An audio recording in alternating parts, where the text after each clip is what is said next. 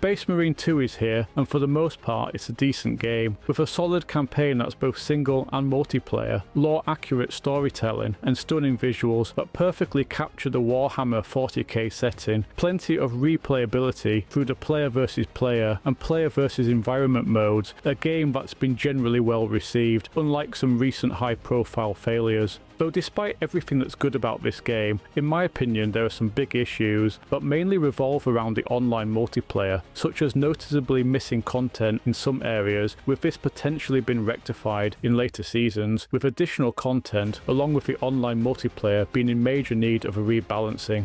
The campaign is a solid mix of shooter and hack and slash adventure, where you once again play as the Ultramarine veteran Titus from the first Space Marine game, as the second company is thrown into the fray against the many enemies of man. I won't go into the specifics of the story for those who haven't played this game, but it's interesting enough, a story that on the surface revolves around the alien invasion of a human world, a perfectly fine premise and good enough storytelling that keeps you engaged. However, it's the gameplay that really drives the campaign. You play as a 7-foot tall augmented super soldier, tearing through endless hordes of monstrous aliens, with a variety of close combat and ranged weapons, from the chainsword and thunderhammer to the bolter and plasma cannon. The combat feels real and not all toned down. Enemies explode under bolter fire, and your armor quickly ends up covered with blood after tearing aliens apart in melee combat. A core mechanic of the game is that enemies are often stunned when they reach low health, giving you the opportunity to violently execute them, something that looks amazing, whilst also restoring an armor segment. The Warhammer 40k universe, and by extension the Horus Heresy era, is my favourite fictional universe, with me having read many of the books, collected the figures, and enjoyed Dawn of War games up to Soulstorm, so I was pleased to see how much effort the developers put into the world building and how much they got right. From the very opening scene where you will drop onto the planet and see the aliens swarming all over the ship, you can tell that this is a grim version of our future, and just how hopeless it feels to fight against the invasion as you walk past burnt out tanks and piles of bodies. The visuals look amazing as you fight through vast jungles and massive hive cities, with beautiful set pieces that illustrate the scale of the setting and conflicts. The same goes for onboard the battle barge, where you can walk around limited areas at will, which shows how much detail the developers put into building up the world, from the servitors, tech priests and menials that support the Space Marines operations, to the Gothic architecture and religious shrines. As far as the gameplay goes, I have mainly positive things to say, with very few negatives. Space Marine 2 is at its core a fun game to play that manages to get most things right. A problem that I had was that a lot of the time you are fighting in wide open spaces with very little cover to protect yourself from ranged attacks, long enough for your armor segments to recharge, something that is made even harder when you have melee enemies attacking you as well. I've heard that this game was inspired by the Gears of War series, which, if we're talking about the original 3 games, that isn't a bad thing. Gears of War is a cover-based shooter, so most of the time it's relatively easy to take cover long enough for your health to recharge. However, with Space Marine 2, it's far less cover-based and more focused on the mechanic where you execute enemies to recover armor segments, which doesn't really work very well when you're stood in open ground with ranged enemies shooting at you from a distance. Another criticism is that I personally wouldn't have chosen the Tyranids as one of the 2 enemy factions. My issue with the Tyranids, and this criticism is purely from a storytelling point of view, not an issue with the faction itself, is that you can never see the story events from the Tyranids' point of view. Most of the faction are essentially primitive monsters, largely mindless drones that are created to serve the hive mind, with only the larger and more specialised creatures having any real intelligence, and even then they are still a small part of the collective hive. This is why, to my knowledge, whilst there's plenty of Black Library books about fighting the Tyranids, there's none that show the war from the Tyranids' perspective. Given what they are, you will never see them converse with each other, or how they react to events during the invasion. No scope for any kind of personality or characters to get invested in. Of course, this is just my opinion on the subject, but I like a story to show a conflict from both sides, I think a better choice would have been the Tau Empire. They are a technologically advanced faction, so you could see how they fare against the Imperium's own technology. They have both ranged and melee units, plus they consist of multiple intelligent races, so you can explore their side of the conflict and the concept of the greater good, which is the guiding philosophy. The player versus player multiplayer game mode is called Eternal War and comes with 3 different playlists, each of which are fun to play. The multiplayer offers the same competitive gameplay that you expect from such a game mode, with 3 modes that pit a team of Loyalist Marines against a team of Chaos Marines. There's Annihilation, which is the typical team deathmatch, pitting 2 teams against each other. Absolutely nothing wrong with that, a staple of competitive multiplayer. Then there's Seize Ground, along with Capture and Control, which are both variations of capture and hold the objective. With Seize Ground, you fight for control of 3 stationary areas, with points being earned over time for holding each area. Capture and Control is variation of this, where there's only one area that you fight for control over, though it moves every 100 seconds.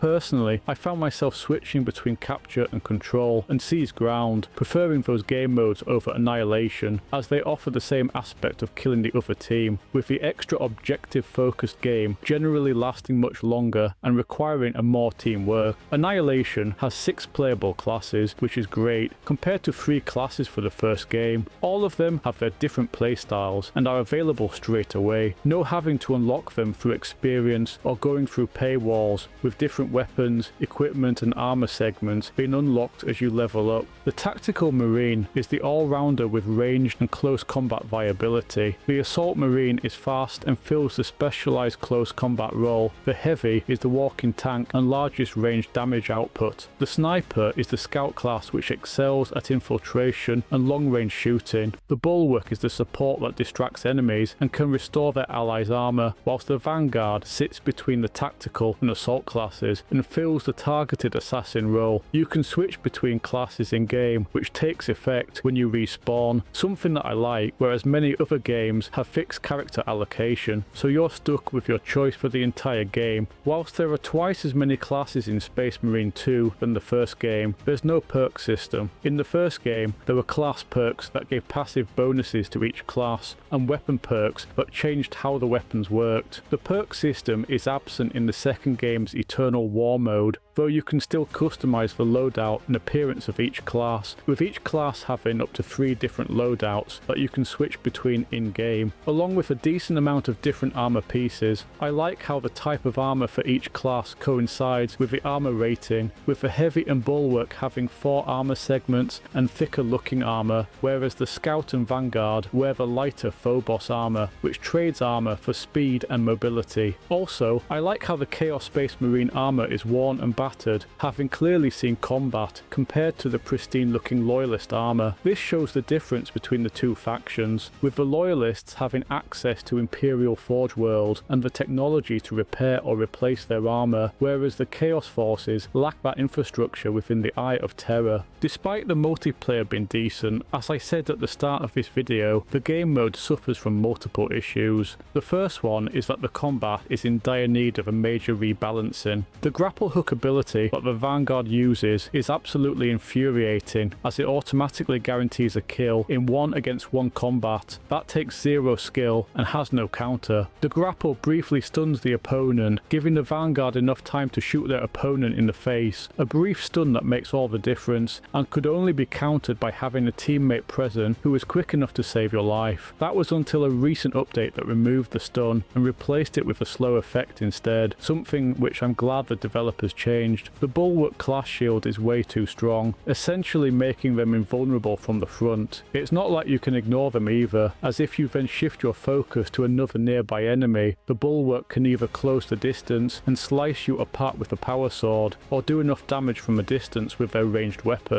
The Heavy class is an example of a shield done right. It protects you from incoming fire, whilst at the same time it isn't too overpowered and can be broken. There's also a lack of content, with only 3 3 maps, which is pretty poor and makes for a boring experience. There's also only 3 game modes, and whilst they represent the main ones that you would expect, Team Deathmatch and variations on Capture the Area, there's room to add other game modes such as Capture the Flag, Deliver the Package, and Eliminate the Enemy Leader. This lack of content is of course something that can be addressed by adding new content with the new seasons. When it comes to choosing which class that you want to play as, I don't agree with limiting each class to only 2 players at a time. Yes, you can argue that team composition matters, like on a game such as Overwatch, but that only works when you have a full team of people working as a team. More often than not, it's a few people or a single person just having fun who want to play as their favourite class. Another issue is that the game servers are terrible, though there has been some improvement since the last update. Before then, I would regularly either get disconnected and have to return to the main menu, or I wouldn't be able to get into the multiplayer games at all, despite having a stable internet connection that allows me to play other titles with only the occasional disconnect. This is an issue that has affected other players as well, and as I said, it's been better since the last update, but the issue hasn't been fully resolved.